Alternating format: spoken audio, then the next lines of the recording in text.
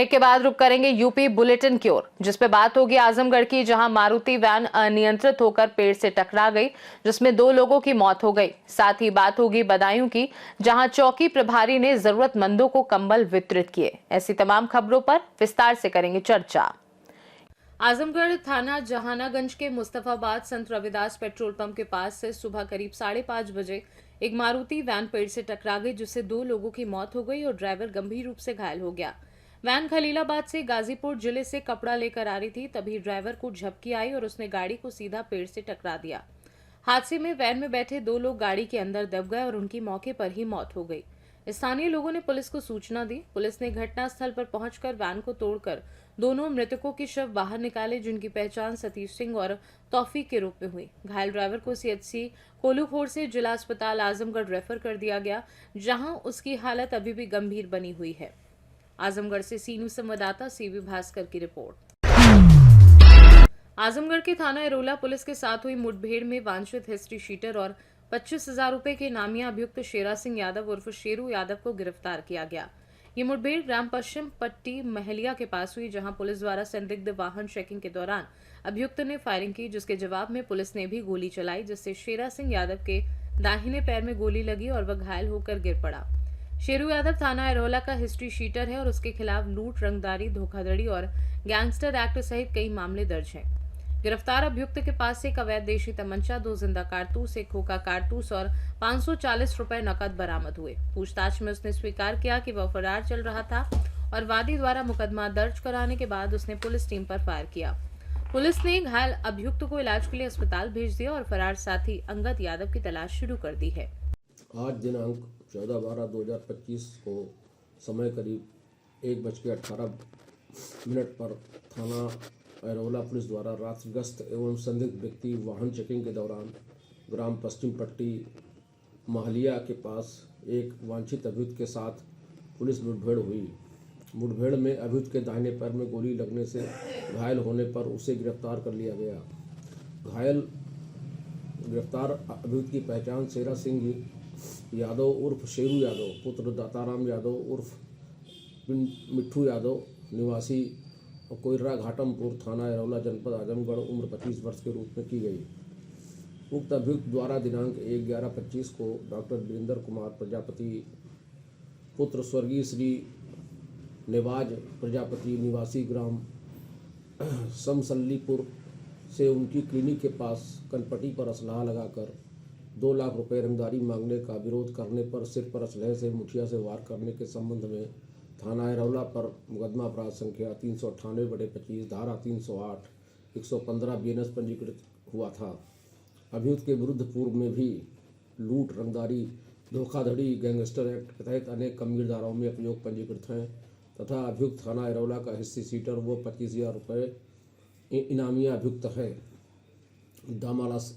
जामा तलाशी के दौरान उसके पास से एक अदद तमंचा, 315 बोर, एक अदद खोखा कारतूस और 2 अदद जिंदा कारतूस तथा 540 रुपये नकद बरामद हुए। उक्त घटना के संबंध में थाना एरोला द्वारा अभियोग पंजीकृत कर अग्रिम। आजमगढ़ से सीनू संवाददाता सीवी भास्कर की रिपोर्ट। बदायूं के सहसवान में ठंड से परेशान गरीब और वृद्ध लोगों की मदद के लिए चौकी प्रभारी राम लखन ने एक सराहनीय कदम उठाया है और अपनी टीम के साथ कंबल वितरण किया। क्षेत्र में बढ़ती शीतलहर के कारण गरीब और असहाय लोग कठिनाई का सामना कर रहे थे, विशेषकर वे लोग जो खुले में या कच्चे घरों में रहते हैं। इस स्थिति को ध्यान में रखते हुए चौकी प्रभारी ने रविवार को अपने कर्मचारियों के साथ जरूरतमंदों को कंबल वितरित किए, जिससे उन्हें ठंड से राहत मिली। कंबल पाने वाले लोगों के चेहरों पर राहत और खुशी साफ झलक रही थी और स्थानीय लोगों ने पुलिस प्रशासन की इस पहल की सराहना की।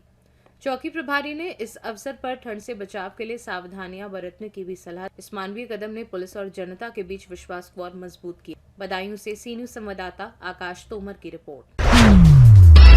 नानपारा थाना क्षेत्र में लूट के अभियुक्तों से हुई मुठभेड़ में पुलिस ने एक अभियुक्त को गिरफ्तार किया। 8 दिसंबर को थाना नानपारा में एक व्यक्ति से उसकी मोटरसाइकिल और 5100 रुपए लूटने की घटना पंजीकृत हुई थी। इस संबंध में पुलिस को मुखबिर से सूचना मिली कि लूट के आरोपी मोटरसाइकिल के साथ नेपाल की ओर जा रहे हैं।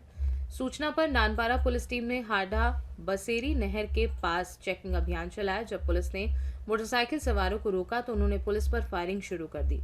पुलिस की जवाबी फायरिंग में एक अभियुक्त दीपक कश्यप के बाएं पैर में गोली लग गई, जबकि दूसरा फरार हो गया।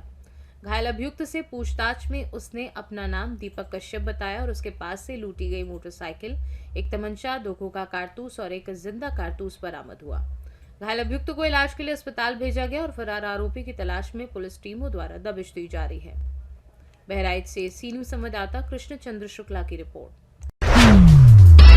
पूर्वांचल क्षेत्र में ठंड और कोहरे का कहर बढ़ता जा रहा है, जिससे आम लोग, दिहाड़ी मजदूर, रिक्शा चालक और मवेशी भी परेशान हैं। ठंड के प्रकोप के कारण लोग गर्म वस्त्र पहनकर ठंड से बचाव कर रहे हैं, जबकि फुटपाथ पर रहने वाले लोग और मवेशी अलाव के पास राहत की तलाश में हैं। हालांकि नगर पंचायत के विभिन्न इलाकों में अलाव जलाने की व्यवस्था नहीं की गई है। रविवार सुबह 11:15 बजे तक पूरा जनपद कोहरे में लिपटा रहा और वाहन में लोग लाइट जलाकर यात्रा कर रहे थे। ठंड के कारण चाय की बिक्री में भी वृद्धि हुई है और कई महत्वपूर्ण ट्रेनों का मार्ग परिवर्तित किया गया है, जिससे यात्रियों को परेशानियों का सामना करना पड़ रहा है। दुर्गागंज चौराहे पर वाहनों का रेंगते हुए चलना और सड़क के किनारे का दृश्य साफ न दिखना इस ठंड के प्रकोप को और बढ़ा रहा है। भदोही से सी न्यूज संवाददाता अवधनाथ की रिपोर्ट।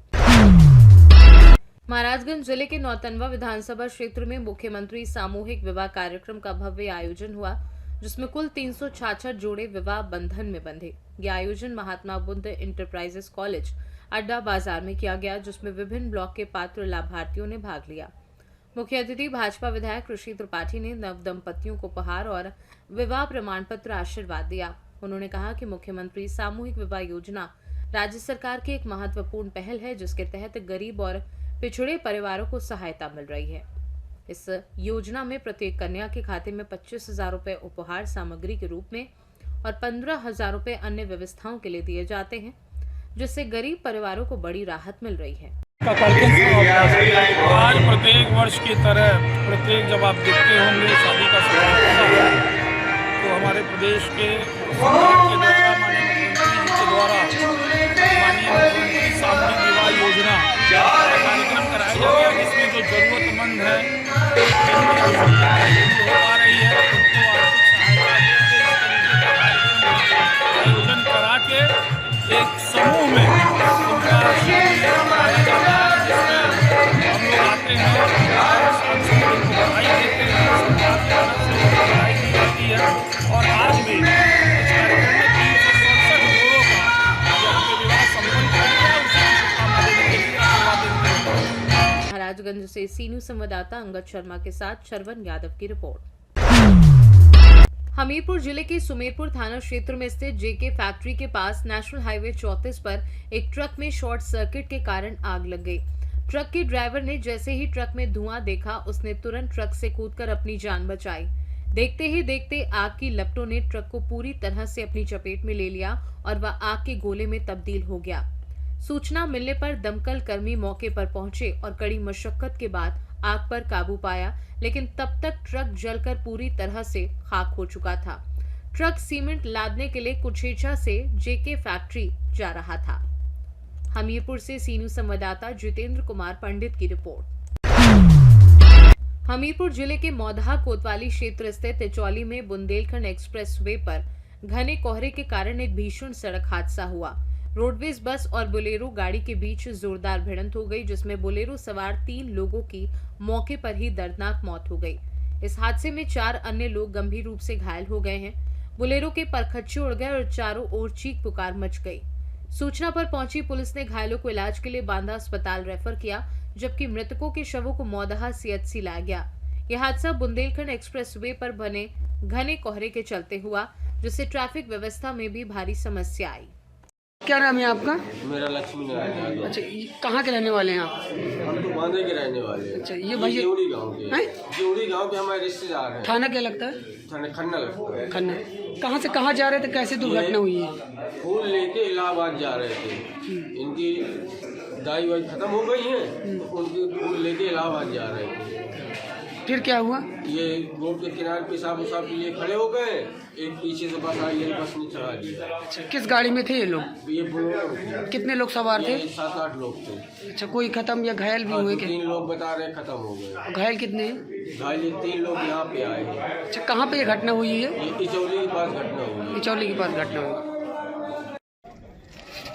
आज दिनांक 14/12/25 को बुंदेलखंड एक्सप्रेसवे पर 71.8 किलोमीटर पर एक बोलेरो में पीछे से बस ने टक्कर मार दी, जिससे मौके पर ही बोलेरो सवार 3 व्यक्तियों का देहांत हो गया एवं 4 व्यक्ति गंभीर रूप से घायल हो गए।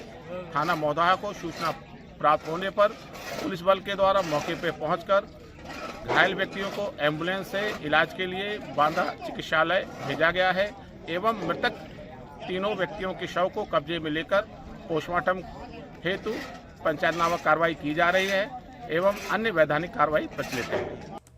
हमीरपुर से सी न्यूज संवाददाता जितेंद्र कुमार पंडित की रिपोर्ट। यूपी बुलेटिन में फिलहाल के लिए इतना ही। देश दुनिया की बाकी खबरों को जानने के लिए आप देखते रहिए सी न्यूज भारत।